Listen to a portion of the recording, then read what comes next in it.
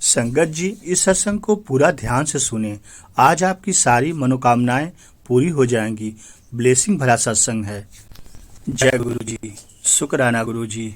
हमें सिर्फ हमारे गुरु चाहिए।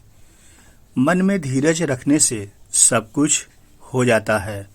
अगर कोई मामूली किसी पेड़ को 100 घड़े पानी से सींचने लगे तब भी फल तो ऋतु आने पर ही लगेगा।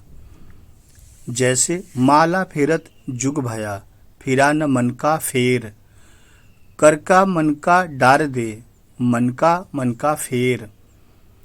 अर्थात कोई व्यक्ति लंबे समय तक हाथ में लेकर मोती की माला तो घुमाता है, पर उसके मन का भाव नहीं बदलता, उसके मन की हलचल शांत नहीं होती।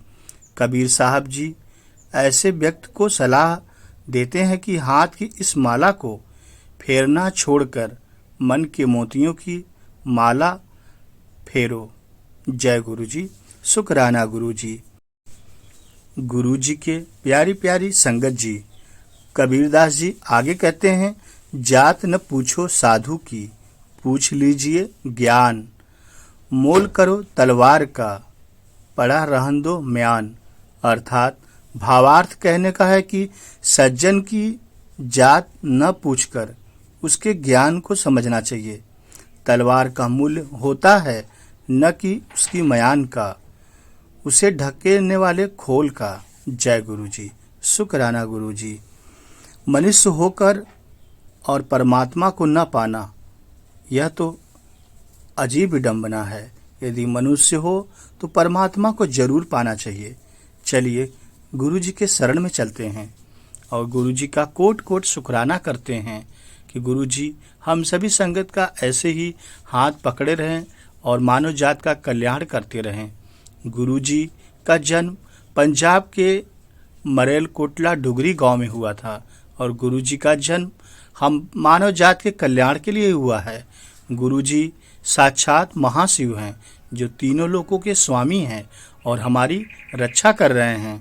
गुरु जी धरती पर मानव कल्याण के लिए आए हैं और आज मानव कल्याण कर रहे हैं। इस धरती पे ऐसा दरबार नहीं है जो गुरु जी के जैसा दरबार हो, क्योंकि यह दरबार हमेशा कल्याण ही किया है।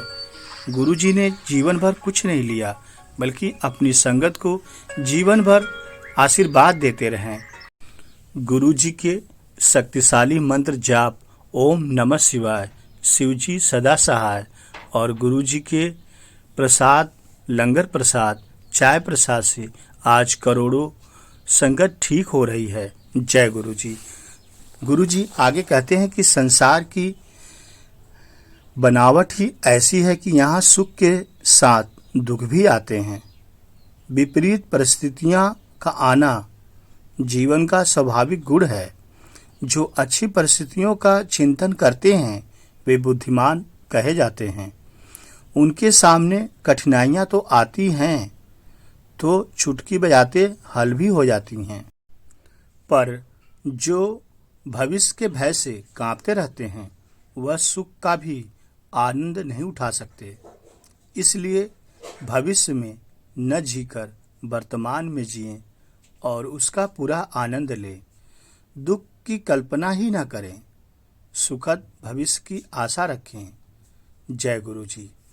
गुरु जी आगे कहते हैं, अपने जीवन की मंजिल का रास्ता हर किसी से पूछोगे तो भटक जाओगे, क्योंकि आपकी मंजिल की अहमियत जितनी आप जानते हो उतनी कोई और नहीं जानता।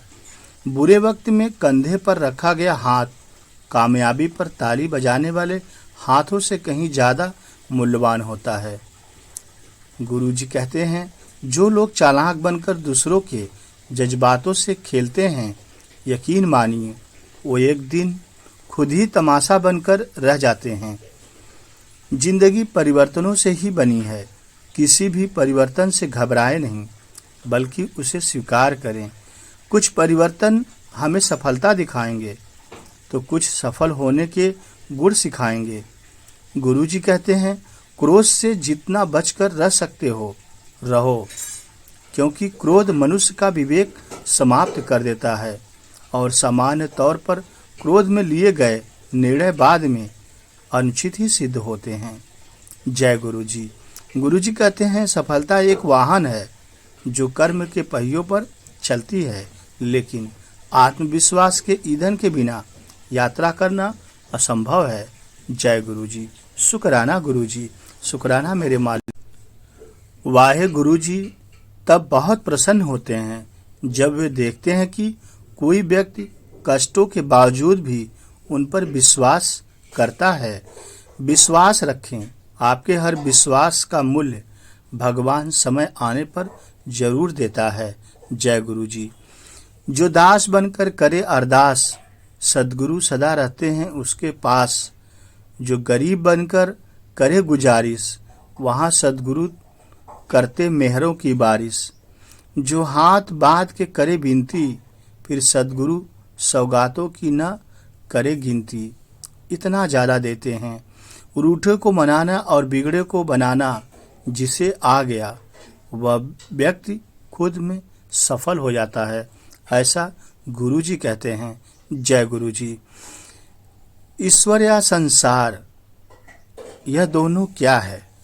गुरु जी कहते हैं, संसार में लोग सत्य भी बोलते हैं और झूठ भी बोलते हैं। समान रूप से लोग सत्य बोलते हैं, परंतु जब कोई आपत्ति दिखाई दे, कहीं मान अपमान का प्रश्न हो, कहीं कोई स्वार्थ हो, कहीं कोई लोभ, कोई क्रोध हो, आदि अनेकों ऐसी चीज हों, ऐसे कारण उपस्थित होने पर प्राय लोग झूठ बोलते हैं। वे समझते हैं कि यदि मैंने इस अवसर पर सत्य बोल दिया तो मेरा काम बिगड़ जाएगा, सामने वाला व्यक्ति मुझसे नाराज हो जाएगा, उससे मुझे जो लाभ मिल रहा है वह नष्ट हो जाएगा। संगत जी, परंतु सब लोग एक जैसे नहीं होते। कुछ लोग यह सोचते हैं कि हानि लाभ तो जीवन में होता ही रहता है, यह संसार है, इसमें सुख और दुख दोनों आते जाते रहते हैं। मैं झूठ बोलकर ईश्वर को नाराज क्यों करूं? ऐसा करने पर ईश्वर मुझे दंड देगा और जो लाभ मुझे ईश्वर से मिल रहा है या भविष्य में मिलने वाला है, वह मेरा लाभ भी नष्ट हो जाएगा। बोलो जय गुरु जी। शुक्राना गुरु जी। संगत जी, आगे गुरु जी कहते हैं, इसलिए ऐसे लोग ईश्वर को सामने रखकर सत्य ही बोलें, तब तो उन्हें सांसारिक लोगों से हानि नहीं होती है। वे सहन कर लेते हैं और आगे उनको लाभ मिलता है। ऐसे अवसर पर उनको सहन करने की शक्ति ईश्वर ही देता है। अतः संसार के लोग भले ही कुछ नाराज हो जाएं, आप ईश्वर को नाराज न करें। यदि ईश्वर नाराज हो गया तो आपको उससे अधिक हानि उठानी पड़ेगी। संसार के लोग आपकी कम हानि कर पाएंगे, ईश्वर तो आगे पशु पक्षी घोड़ा सांप बिच्छू आदि पता नहीं क्या क्या बना देगा। इसलिए सावधान रहें और ईश्वर से डरें और भक्ति का मार्ग अपनाएं, सत्य बोलें, किसी की निंदा चुगली न करें, किसी को कभी हानि न पहुंचाएं। जय गुरु जी। शुक्राना गुरु जी। दर्द तो हर इंसान के दिल में होता है। खूबसूरत होते हैं वो जो दूसरों को दर्द को समझते हैं। व्यक्ति अपने विचारों के सिवाय कुछ नहीं है, वह जो सोचता है व्यक्ति वही बन जाता है। अर्थात जैसा आप सोचोगे, जो आपका मन कहेगा, वैसा आप बन जाओगे। जय गुरु जी। कागज और पत्थर का भी नसीब, वरना यह मुमकिन नहीं है कि कोई पत्थर ठोकर खाए और कोई पत्थर भगवान बन जाए और कोई कागजी रद्दी और कोई कागज गीता बन जाए। संगत जी, गुरु जी कहते हैं, जिंदगी जीने के अनेक तरीके हो सकते हैं। सर्वश्रेष्ठ वही है कि जिससे खुद को संतुष्टि मिले और किसी को भी तकलीफ न हो, वही जीवन अच्छा होता है। संगत जी, भले ही विधाता ने आपके भाग्य में कुछ न लिखा हो, पर अगर किसी गुरु की आप पर कृपा हो जाए तो आपको वो भी मिल सकता है जो आपकी किस्मत में नहीं है। इसलिए कहते हैं कि भाग लिखी मिटे नहीं, लिखिए विधाता लेख, मिल जावे गुरु मेहर तो लगे लेख पे मेघ। भाग में लिखा विधाता का लेख मिट नहीं सकता, पर किसी पर गुरु की मेहरबानी हो जाए तो विधाता का लेख भी दीवार की मेख पर लटका रह जाता है। सोने से पहले सिमरन करें। जय गुरु जी। शुक्राना गुरु जी। केवल इंसान को ही मालिक ने विवेक की शक्ति दी है, इसलिए हमें अपने बुद्धि का इस्तेमाल सही दिशा में मालिक की सही खोज के लिए करना है, जिसके लिए हमें बुद्धि दी गई है। बुद्धि का इस्तेमाल हमें कभी भी गलत मकसद से नहीं करना है। असल में मालिक और उसकी रचना से प्यार करना ही हमारी बुद्धि का मकसद है। जब हमारी बुद्धि हमें परमात्मा की तरफ ले जाती है तो यह हमारी दोस्त है, और जब यह हमें उस प्रभु के से दूर रखने का काम करती है तो यह हमारी दुश्मन है। जय गुरु।